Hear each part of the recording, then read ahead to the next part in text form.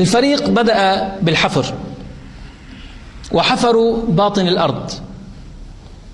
رئيس الفريق كلهم شيوعيين أصلا هن، يعني يقول رأينا أن الحفار المكنة اللي عم تحفر وصل إلى عمق أصبح الحفار ينزل بسرعة، كان عم ينزل بقوة، وصل إلى مرحلة صار ينزل بسرعة. رأينا فعرفنا أننا اقتربنا من كهوف الصهير الناري. تحت الأرض، تحت القشرة الأرضية شو فيه؟ نار.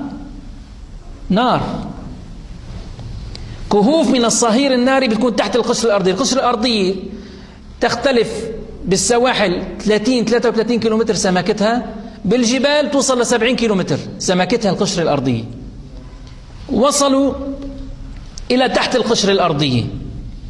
قل وفجأة رأينا ارتفاعا في درجة الحرارة مباشرة إلى 2000 درجة. 2000 درجة حرارة الشمس، بتعرفوا أنتم ظاهر الشمس 4000 إلى 6000 درجة، وباطن الشمس إلى 20 مليون درجة. المائع الناري انتقل من درجة حرارة 100-200 إلى 2000 مباشرة. قل صار بدهم يختبروا هذه المنطقة، شو فيها؟ اختبار جديد. قل ماذا يوجد فيها؟ ما عندهم يقدروا إمكانية التصوير في هذا العمق، ولكن يستطيعوا إمكانية التسجيل، يسجلوا. فنزلوا آلات، ولكن بدهم يحاولوا يسمعوا الصوت تحت، صوت المائع الناري شو عم بيساوي. هل هو عم بيعمل ثورات بده يطلع براكين؟ هل هو عم بيعمل غليان؟ هل هو كذا؟ حابين يسمعوا شو عم بيصير تحت. والمعروف الأذن البشرية بالنسبة لنا نحن في ذبذبات بتسمعها وذبذبات ما بتسمعها. إذا كانت الذبذبات أقل من 20 ذبذبة في الثانية الأذن البشرية ما بتسمعها، وإذا كانت أكثر من 20,000 ذبذبة في الثانية الأذن البشرية ما بتسمعها. فتسمعي ما بين 20 وال20,000.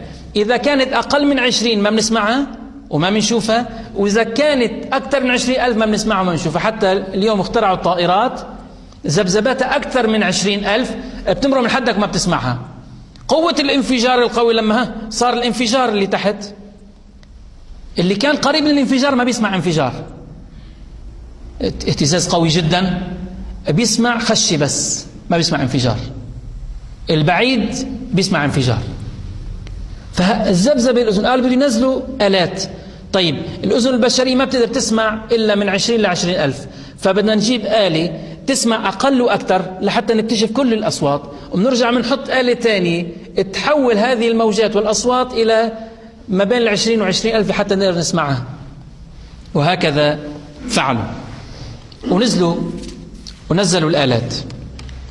اللي صار الغريب اللي صار النتيجة لما نزلوا الآلات أصيبوا بالذهول.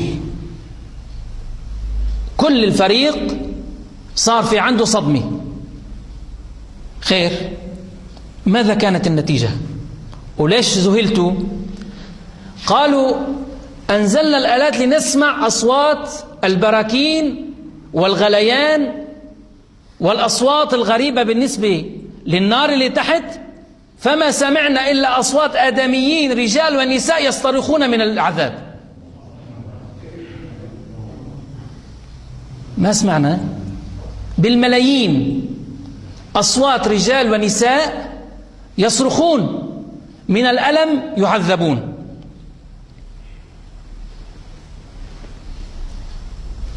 ماذا يفعلون؟ الخبر صعقوا فيه. رئيس الفريق يقول أنا شيوعي لا أؤمن بالله، ولكن الآن أؤمن أن بعد الموت عقاب. أنا الآن أؤمن أن بعد الموت عقاب. اتناقلت الأخبار في هذيك السنين ونزل على الإنترنت، ومحطة كاليفورنيا الإذاعية سحبت الخبر مجددا هلأ من فترة قريبة. كتموا على الخبر، سحبوه لما تفكك الاتحاد السوفيتي من جديد، اكتشفوا الموضوع وسحبوه وسجلوا الأصوات وصوروا الفريق. فريق مصور بأسمائهم، والأصوات اللي سمعوها أيضا مسجلة. الشيخ الزنداني شو بيقول لهم لما أخبروه بالخبرية؟ قال لهم سجلوها، اسحبوها من الانترنت وسجلوها، لأنه ما حيخلوها تبقى. وفعلا سحبوها من الانترنت، وما هي إلا أيام حتى سحبت من كل الانترنت، ما عاد فيه محا. الشريط أنا سمعت عنه من فترة وكنت عم تابع الموضوع حتى وصل وصار بين إيديه، وهلأ بدي سمعكم. إذا فيكم تستطيعوا تسمعوا، ما بتستطيعوا تسمعوا من أجلها إلى يوم آخر. نحن بالنسبة لنا هذا الأمر نصر للمسلمين. نحن ما بدنا نحتاج لشيء خلينا نآمن بعذاب القبر أو بعذاب الآخرة، ولكن هذا نصر للمسلمين. الأبحاث اللي عم يعملوها اجت نصر للمسلمين. ما حكيت لكم لما رجعت من الحج بالنسبة للحجر الأسود، بعتوا ضابط بريطاني لحتى ياخذ شقفة من الحجر الأسود لحتى يحلل ويثبت انه محمد عم يحكي كلام غير صحيح، وهذا الحجر هو من الطفوح البركانية وليس من السماء. وقلت لكم الديباجي كيف اجى بطريقة وعمل حاله حج، و10 سنين عم يتدرب على اللغة العربية حتى أتى وجاب قاطع من ألماس وأخذ شقفة من الحجر الأسود إلى جدة، إلى القنصلية البريطانية، ومن هناك إلى بريطانيا. لما دخل على المتحف وحاول يحلل هذا الحجر أغمي عليه، لأنه وجد أن هذا الحجر نيزك من السماء وليس من الأرض، فأعلن إسلامه وكتب كتاب. البحوث التي يفعلها الغرب تخدم الإسلام بشتى الطرق، فسحبوها. نحن بالنسبة لنا ما عندنا مشكلة، يعني حتى نحن موجود عندنا بالقرآن هذا الأمر، حتى نعرف أنه عذاب أهل القبر عندما يعذبون. النبي عليه الصلاة والسلام حصل معه عندما كان يمشي على دابته ومع بعض الصحابة، فنفرت الدابة فسقط النبي عليه الصلاة والسلام من على الدابة، فسأل قال إنه هم في قبر. والدواب العذاب، عذاب القبر بيسمعوا كل الخلق إلا الثقلين ما عدا الإنس والجن. الدواب بتسمع، لذلك بتفر. نفرت، وكان في قبر من قبور الجاهلية يعذب فنفرت، فقال الحمد لله الذي لم يكن من أمتي، الحمد لله الذي لم يكن من أمتي، وكان هذا الإنسان كافر. ابن القيم يقول إن الدواب في زمن، قل إن الدواب اللي كان عندها إمساك، الحيوانات اللي كان عندها إمساك، إذا كانوا بده يعملوا لها عملية استطلاق بطن يمشوا لهم معدتهم يعني من الخوف. عادة الإنسان من شو بيصير عنده استطلاق البطن؟ أحيانا من الرعب، من الخوف، ومن المرض. فكانوا يأخذوا هذه الدواب كما يقول ابن القيم إلى قبور اليهود والمشركين، فتمر من القبور، فإذا مرت من القبور صار في عندها استطلاق بطن من الخوف. هذا شيء موجود يا جماعة، من شدة ما عم يسمعوا الصراخ، يسمع الصراخ العذاب. هذا الذي حصل. هذا الصوت كما قلت لكم أنه محطة كاليفورنيا هي التي سجلت وبثت هذا الصوت، وصل إلينا من الإنترنت. حاولنا نبطئ الصوت، فوتناه على الكمبيوتر لحتى ننقي الصوت قدر الإمكان، حتى طلع معنا الصوت قريبا. ومثل ما ورد عن بعض الأحاديث أنه صوت عذاب الذين يعذبون كصوت الحجيج لما بصير فيه هرج ومرج وهكذا، وفي صوت قوي. والعجيب هلأ بتسمعوا أنه أغلب الأصوات من النساء، مثل ما قال النبي عليه الصلاة والسلام اطلعت على أهل النار فرأيت أكثر أهلها النساء. الله يسرنا بستر الجميل. فيا نساء اتقين الله، ذلك أنهن يكفرن العشير. يكفرن، قالوا يا رسول الله نكفر بالله؟ قال يكفرن العشير، إن أحسنت إلى إحداهن الدهر ثم رأت منك شيئا قالت ما رأيت خيرا قط. فالواضح من الشريط أنه أكثر الصوت نساء، وبعضهم رجال، أطفال ما في. وهذا مصداقا لقول النبي أنه الأطفال في رعاية إبراهيم في السماء السابعة، أطفال المسلمين. فنحن بدنا نسمع. أنا بفضل أنه أطفال ما يكون في أطفال حتى ما يسمعوا الصوت أحسن.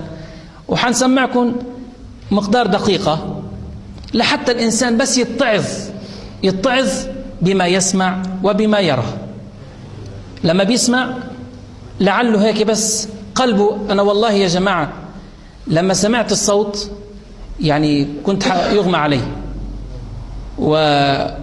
نشف ريقي أنا وقاعد، أنا عم بحضر الدرس ما عم بستطيع، فالله يسرنا بستر الجميل. هذا للسمع هيك. كيف إذا الإنسان كان في هذا الأمر؟ الله يسرنا بستر الجميل.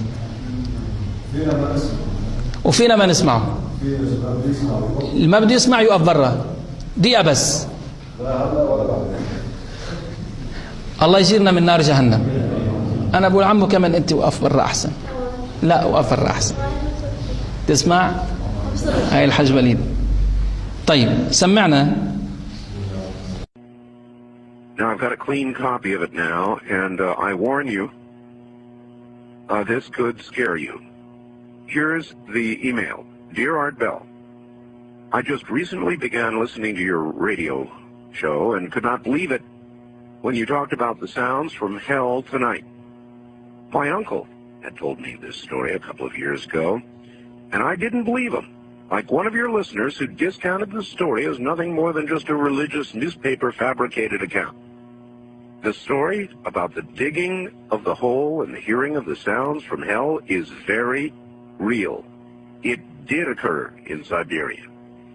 My uncle collected videos and audio tapes and so forth on the paranormal, supernatural. He passed away fairly recently, but he would have loved your show.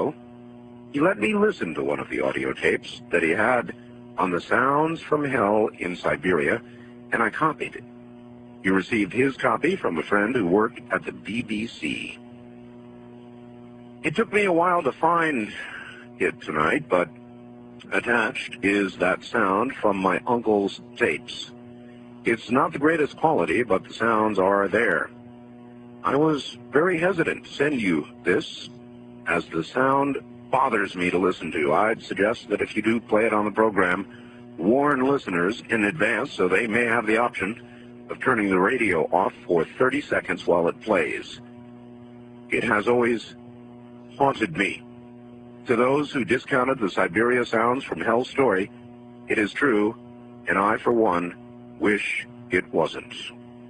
Rick, listening from Chicago.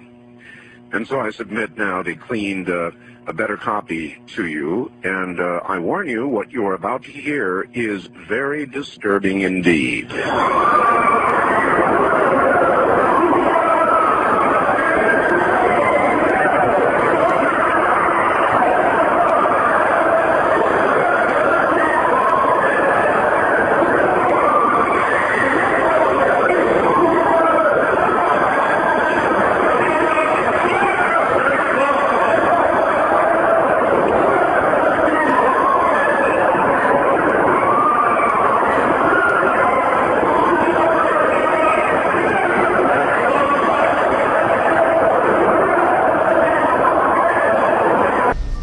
نسأل الله السلامة. أخواني، ابن عمر رضي الله عنه لما كان في معركة بدر وقتل من صناديد قريش 70 رجل، كان من بيناتهم أمية بن خلف اللي كان يعذب بلال. سيدنا ابن عمر رأى الزبانية تأخذه